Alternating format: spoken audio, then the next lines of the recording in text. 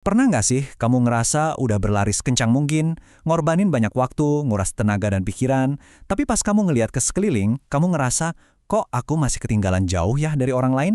Di ulasan kita kali ini, kita mau ngobrolin sesuatu yang sangat personal.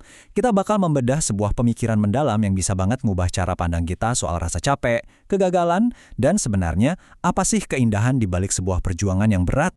Rasanya nyesek banget kan? Kamu ngerasa udah berusaha mati-matian, ngelakuin semua yang kamu bisa, tapi hasilnya seolah-olah nihil. Terus kamu mulai ngeliat teman-teman seumuran kamu. Mereka kayaknya udah dapet segalanya.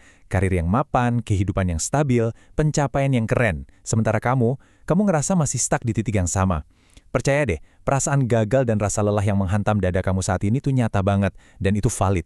Seringkali tanpa sadar, kita mikul beban batin yang berat banget tiap harinya. Malam-malam dipenuhi overthinking, membedah setiap kesalahan kecil atau hal bisa-bisa saja yang bikin kita tertunda. Kita juga jadi sering banget, dan ini sebenarnya nggak adil buat diri kita sendiri, ngebandingin bab pertengahan hidup kita yang masih penuh keringat dengan highlight reel atau cuplikan momen-momen puncak orang lain yang kelihatan sempurna. Ujung-ujungnya apa? Kita jadi ngerasa kalau versi terbaik dari diri kita ini nggak akan pernah cukup. Kalau kamu lagi ada di fase krisis atau ngerasa hilang arah seperti ini, ketahuilah, kamu sama sekali nggak sendirian di ruang gelap itu. Tadi coba kita pikirin lagi, gimana kalau masalahnya tuh sebenarnya bukan di kemampuan kamu? Gimana kalau ternyata masalahnya ada di kebiasaan kita yang terlalu cepat menyerah? Nah, disinilah mahakarya dari Profesor Dr. Hamka yang berjudul Tasawuf Modern hadir buat ngasih perspektif baru. Ini bukan sekedar buku klasik biasa ya, ini kayak kompas spiritual. Pemikiran di dalamnya ngasih kita pergeseran paradigma yang luar biasa banget buat gubah fokus kita. Dari rasa putus asa yang bikin kita lumpuh, perlahan menuju ketangguhan jiwa yang gak gampang patah. Ada satu kalimat dari Buya Hamka yang ngena banget, dan saya pengen kita sama-sama resapi ini. Sungguh, kebahagiaan itu didapat di dalam perjuangan yang terus-terusan. Coba dengerin baik-baik maknanya. Kita sering mikir kebahagiaan itu nunggu kita di garis finish kan? Padahal kenyataannya enggak gitu.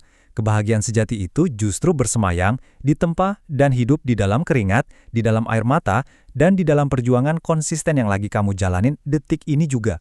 Jadi, ada perbedaan mindset krusial nih yang perlu banget kita ubah. Kalau kita cuma terobsesi buta sama hasil akhir, satu kegagalan aja bakal langsung hancurin kita. Kita bakal ngerasa nggak berharga. Tapi, coba geser fokus kamu ke usahanya. Dalam perspektif Islam yang dibahas Hamka, Allah itu ngelihat perjuangan kamu. Allah nilai keikhlasan dan keringat kamu, bukan sekedar trofi apa yang kamu pegang di garis akhir. Ingat kan, ada sabda Nabi Muhammad yang bilang kalau amalan yang paling dicintai Allah itu adalah yang dilakukan secara konsisten, walaupun sedikit. Amal sekecil apapun, kesabaran kamu, dan sikap istiqomah kamu, itulah yang sebenarnya mengangkat derajatmu. Konsep kunci selanjutnya dari materi ini adalah qanaah. Banyak banget orang yang salah paham dan mikir qanaah itu berarti pasrah aja, males-malesan atau nerima hidup ala kadarnya tanpa ambisi. Itu keliru besar. Hamka ngejelasin kalau qanaah itu sesungguhnya adalah tomak-ninah atau ketenangan dan kedamaian pikiran. Ini tuh kayak jangkar buat kapal kamu. Jangkar ini yang bikin hati kamu tetap tenang dan kokoh, gak peduli kamu lagi disorot lampu kesuksesan atau lagi tenggelam dalam kesedihan. Ketenangan batin inilah yang bakal nahan kita waktu badai hidup terdahsyat lagi ngehantam. Terus, gimana hubungannya sama tawakal? Nah, tawakal itu ternyata mewajibkan kita untuk ngambil tindakan nyata dulu. Hamka ngasih metafora yang sederhana tapi masuk akal banget. Tawakal itu ibarat kamu harus ngunci pintu kandang ayammu dulu sebelum malam tiba. Baru setelah itu kamu serahkan keamanannya sama Tuhan. Praktis banget kan? Artinya, lakukan dulu yang terbaik. Kerahkan semua ikhtiar rasional kamu. Gak apa-apa jatuh bangun dulu di medan perang kamu. Dan setelah semua usaha maksimal itu kamu lakuin, baru deh lepaskan ikatan kecemasan kamu akan hasil akhirnya ke tangan yang di atas. Coba deh sekarang kita bayangin diri kita ini sebagai seorang pelari maraton jarak jauh.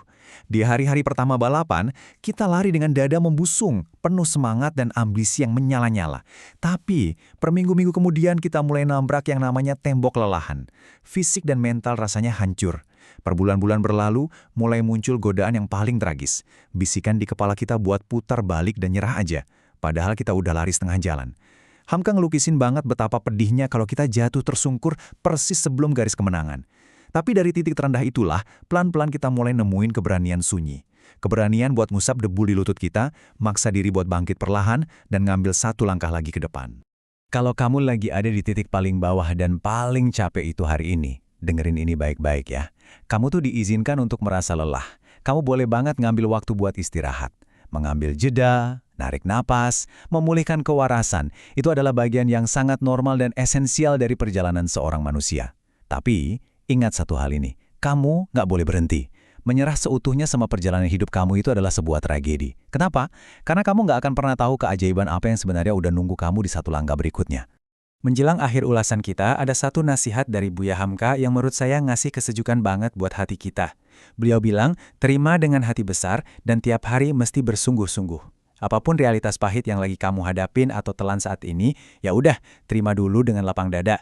Tapi ingat, jangan biarin penerimaan itu matiin semangat kamu buat terus jalan. Besok pagi, bangun lagi, perbarui niat kamu, dan kerjakan tugas kamu hari itu dengan sungguh-sungguh, sekecil apapun langkahnya. Jadi, pada akhirnya, semua ini berpulang lagi ke kamu. Apakah kamu bakal ngebiarin rasa capek dan overthinking ini jadi penutup ceritamu? Ataukah kamu mau jadiin semua rasa sakit dan perjuangan ini sebagai fondasi paling kokoh buat kebangkitan terbesarmu nanti? Teruslah berjuang, karena Tuhan sangat mencintai proses yang lagi kamu lewati ini. Ambil nafas yang panjang hari ini, istirahatlah sejenak kalau memang perlu, dan bersiaplah untuk melangkah lagi esok hari.